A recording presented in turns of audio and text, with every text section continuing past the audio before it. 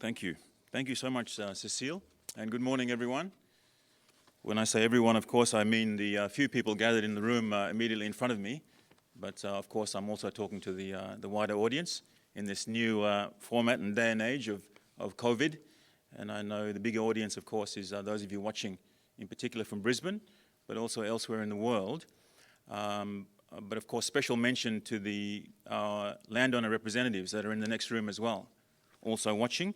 And thank you to Augustine Mano from MIDC for bringing them. And so we say good morning to them as well, and to you all. And in talking about the landowners, of course, as has been mentioned this morning by Richard, that's one of the things we're very proud of in Papua New Guinea, and one of the unique factors in terms of our fiscal regime relative to the rest of the world is how we include the landowners in the picture. And so it's something we're very, very proud of, but at the same time, it adds to the complexity and the risk profile of investing in Papua New Guinea. Nevertheless, it is important. We're proud of it, and we need to continue that engagement. Thank you to the Chamber of Mines and Petroleum for having me this morning. I understand that this is a slot where the Treasurer was supposed to speak, and so I'm stepping in for him, but I can certainly guarantee you that I will not be saying the same sentiments or remarks that he would be making naturally. But thank you to Richard, Professor Albert Mellam, of course Anthony Smyre, our President, Neville and the team for giving me this opportunity. I was saying to Richard this morning that I am a little bit out of touch with the nitty-gritties and details of industry particulars, but I'm just relying, of course, on past experience and history and what I have been following in the press. We reiterate, as indeed I believe the Prime Minister did yesterday, the importance of this industry and this sector, and Richard has touched on that again in relation to some of the figures coming out of the EIT draft report from 2020, and of course we're looking forward to seeing the results from 2019 as well, that continue to reinforce the importance of this industry in terms of our GDP share and revenue, community obligations. I want to say that the government on both sides acknowledges the industry and continues to say thank you. Thank you for your resilience. Thank you for your investment in Papua New Guinea. Thank you for continuing to believe in the future of this country. You are very important. And we sympathize, especially from the opposition side, with some of the challenges that the industry has been going through. But not only your industry, but the private sector in general, and of course Papua New Guinea, and indeed to some extent the world, with all the challenges that are before us. I have quite some strong views, as some of you would know, in terms of how we should liaise with the private sector and in your industry. And at the heart of it, I continue to say, is that the engagement is so important. Listening, making decisions based on that consultation, making decisions based on facts and figures, which is something Richard is also talking about, and being decisive after that consultation, being prompt. One of the worst things you can do is leave question marks in the air, create uncertainty, make political statements, then be indecisive. In the meantime, time goes by and billions of kina worth of investment are pending. People want to make decisions, people want to get on with life, and the worst thing you can do is create that uncertainty. And so these are not new sentiments from myself. I demonstrated that in my various engagements.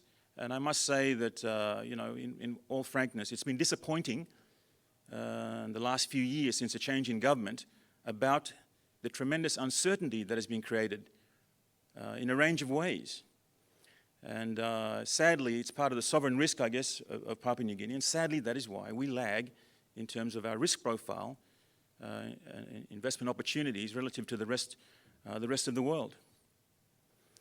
And it's created a lot of missed opportunities, quite frankly. I went to the world back in 2018 to market our first ever sovereign bond issue.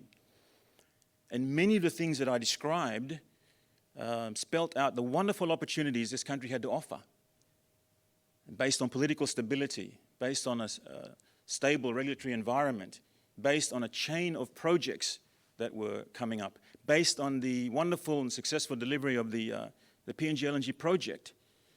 we were able to market to the world our country based on those facts, and we were able to have a 7 times oversubscription on that sovereign bond.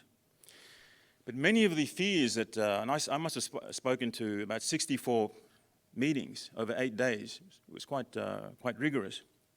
But I was responding to many of the issues about our risk profile and this and that about the country. And I obviously, spoke to those issues and explained how, please consider Papua New Guinea and come. We're managing all those various issues. And it's very sad today that, almost immediately upon getting back to the country, there was a change in government, and there was a change, muted changes about the framework. Projects were suspended. Strange political language was spoken.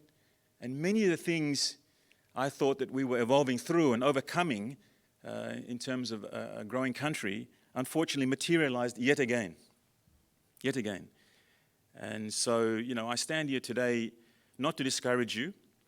One of the important things, I guess, that Prime Minister emphasised as well, that this is the process of a democracy. You have changes. Every government has a right to review the situation, to try and get a better deal. But again, I always come back to this point. Base the rhetoric, base your policy decisions on facts and figures and consultation. Get those facts and figures. How does Papua New Guinea compare to the rest of the world, for example? What is our take in these projects relative to the rest of the world? Otherwise, what you tend to do is create expectations. You create these huge expectations amongst our landowners and stakeholders. You start to play the victim mentality. Oh, we're always the victim, we're losing out in this. Are we really? Have we done the necessary work? When we talk about things like a production sharing regime compared to the existing regime, have we really done the comparisons? Or someone has come out and make these pronouncements, and 2.5 and 3 years later, we're still talking about pronouncements and changes. It's not fair to the industry. It's not fair to the country. Let's base our policies on facts and figures, and let's make decisions quickly to give certainty to the industry. Because ultimately, the people of Papua New Guinea suffer at the end of the day. I think you'll find we've got a very competitive regime. I think you'll find production sharing agreements don't work, by and large. I think you'll find Papua New Guinea has benefited in the billions from this sector. I think the question more is, how have we used that money? If the road from Mendi to Tari is not sealed, why? Is that the fault of the developer? Or is it the fault of the government that has received all that money and all the royalties that we've collected in the billions? But we always want to play the victim, always want to blame somebody else. Put the facts and figures on the table and make rational, prompt decisions and give certainty to the industry. Do we want a mining and petroleum industry or not? Make your mind up, make decisions, and make it happen. That's what leaders are supposed to do. That's the responsibility of government. So, I've spoken so many times on these issues. My feelings. I don't really believe in equity. That's one of the points I continue saying. I said it in Parliament recently. I believe in a simple royalty and tax-based regime. I certainly don't believe in PSA regimes, and I don't believe in going around the world soliciting large amounts, hundreds of millions of kina to buy equity. Equity is for private sector. We are government. We don't need to borrow to invest into our own resources. We already own those resources. We're the government, the sovereign nation. We create a simple framework. We get it in place and let the investments happen. That's what I believe. I don't know why we go around and look for hundreds of millions, and we have to repay those. We're seeking more equity in Porgera. Why? We could have got the same take just through a royalty and a tax regime. Because the proceeds from the mine will now be consumed in repaying for our equity. Apart from the startup costs and the downtime and everything else, which is completely unnecessary. It was not necessary to close that mine. The investor had accessed the provisions in legislation to reapply for the license in good faith. And we took our time, the government, and the former government is to blame for this as well. We took our time, then the mine shut down. 2.5, 3 years later, thousands of jobs, hundreds of millions of kina, record gold price. I don't want to go in all the particulars, the legislation changes that we've made, but it's just The issue is this: certainty. Business needs certainty. This is a partnership. We work together to make things happen for our people.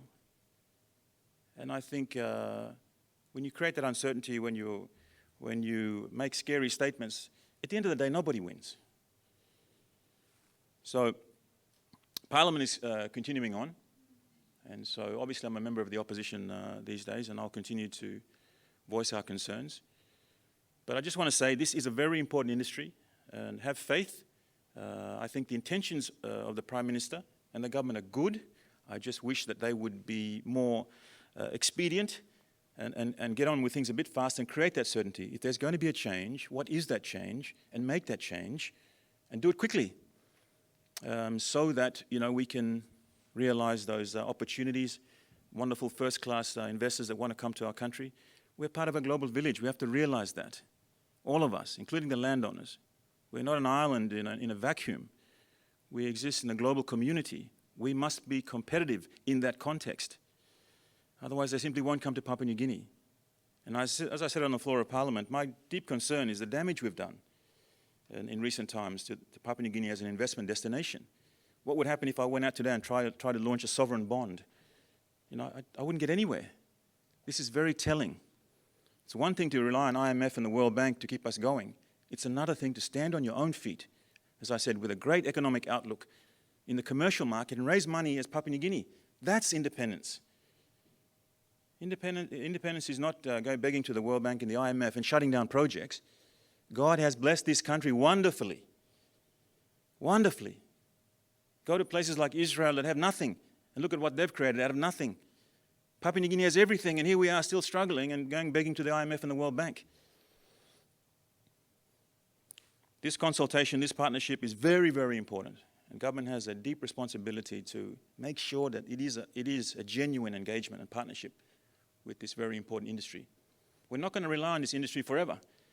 Times are changing anyway. The global circumstance is changing anyway. We're moving away from fossil fuels. But Papua New Guinea today needs this impetus, this investment to create that sustainable economy in the future, including a proper sovereign wealth fund. Not opaque structures on the side that suck a lot of our revenue while we are looking and creating budget deficits. So this wonderful wealth, wonderful opportunity that God has given us in Papua New Guinea. And we need to realize that better through such engagements and partnerships with our international partners and, of course, our good local companies.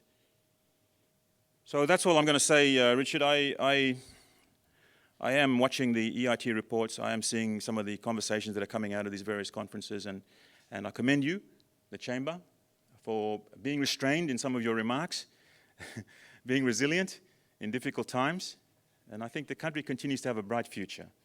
So please keep that in mind. Consider Papua New Guinea when you're looking at investment decisions. Some of us are doing our best to create that conducive environment and to listen to what you're saying, Thank you so much.